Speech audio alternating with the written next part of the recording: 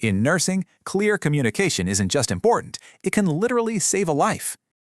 Okay, so imagine this. Alarms are going off. Your patient's O2 stats are dropping fast. Every second counts, so how do you get the urgency across clearly and quickly? Well, in that chaos, there's a simple, powerful tool that acts as your lifeline. It's an easy way to frame any conversation, especially the really urgent ones. Yeah, think of it like a pitch deck for a crisis. It gets everyone on the same page, fast. All right, let's break it down. First up, S for situation. What's happening right now? You give your name, the patient, and the immediate problem. Super concise and direct. Okay, next up is B for background.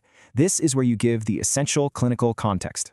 But you only give the most important info that's directly related to what's happening.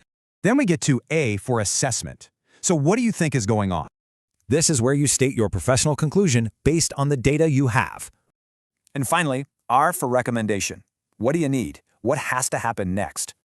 You've got to be specific here. Suggest the exact action you think is needed. But here's the thing.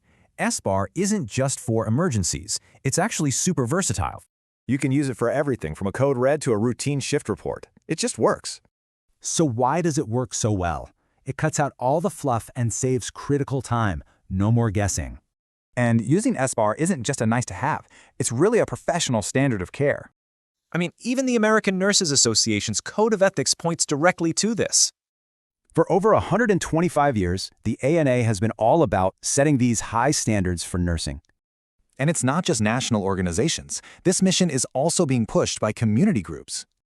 Groups like Code Red Nurse are dedicated to mentoring and educating the next generation of nurses. So think about it. How could a simple tool like SBAR change your toughest conversations?